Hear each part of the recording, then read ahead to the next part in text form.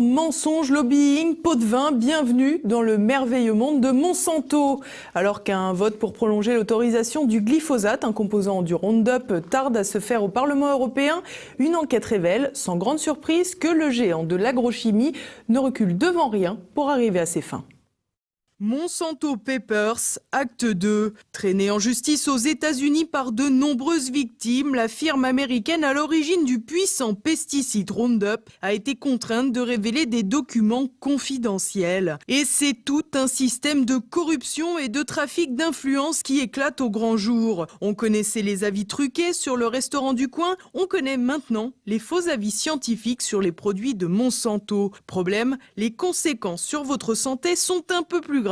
Cancer, perturbations hormonales, qu'importe, la firme n'a qu'une seule ambition, accroître ses profits et tant pis si ça brise quelques vies. En effet, pour cacher les dangers de ces produits pesticides, Monsanto n'a pas hésité à rémunérer des scientifiques pour contrebalancer sa réputation de pollueur et d'empoisonneur. La firme recourait donc à des auteurs fantômes. Une équipe du géant américain rédige des notes de synthèse où les produits commercialisés sont présentés comme efficaces et surtout inoffensifs. Les notes sont ensuite soumises à des scientifiques non affiliés officiellement à la firme pour qu'ils signent et endossent l'article, publié dans des revues spécialisées. Monsanto achète donc sa réputation pour obtenir les agréments nécessaires pour vendre ses produits. Michel Rivasi, député européen Europe Écologie Les Verts en pointe pour l'interdiction du glyphosate, revient sur le scandale. C'est une corruption généralisée au niveau de cette entreprise qui est Monsanto.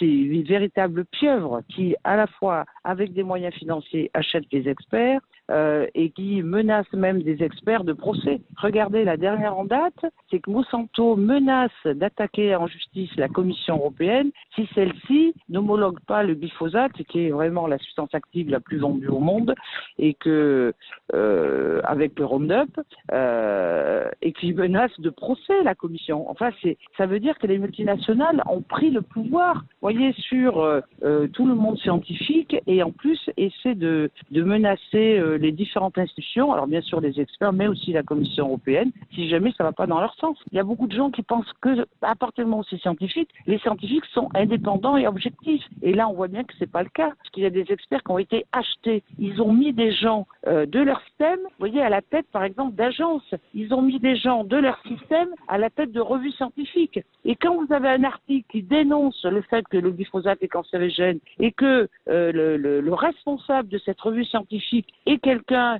qui est très proche de l'entreprise de Monsanto, eh bien vous voyez qu'il a tout pouvoir de dénoncer les experts et de les dénigrer.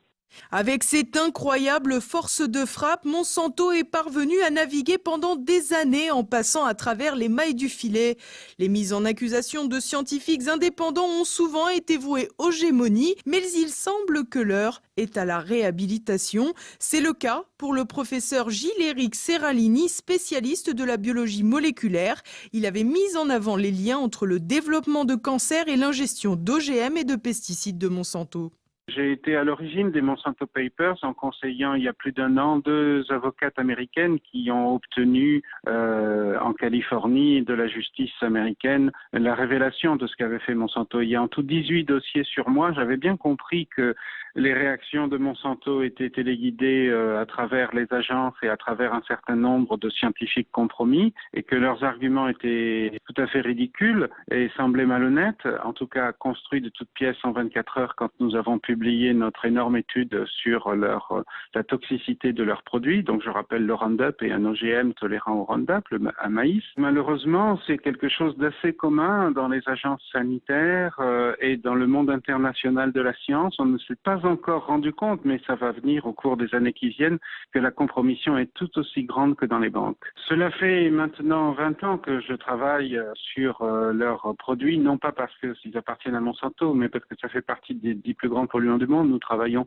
sur les effets sanitaires des 10 plus grands polluants du monde. Et nous avons compris que la déclaration du glyphosate comme principe actif était elle-même une fraude. C'est-à-dire qu'il y avait de l'arsenic et des résidus de pétrole 1000 fois plus toxiques que le glyphosate à l'intérieur du Roundup, qui explique la controverse entre les effets sanitaires, cancer ou pas cancer, etc. Leur produit, donc Roundup, qui est en vente encore, hélas, libre, illégal, normalement, le gouvernement aurait dû imposer que l'on mette cela sous clé et avec des conseils pesticides pour la vente. Depuis plus de 15 ans, c'était la loi, mais ça n'a jamais été respecté. En fait, la toxicité est 1000 fois plus forte qu'attendue. Et nous savons aujourd'hui comment ils ont organisé les fraudes à plusieurs niveaux.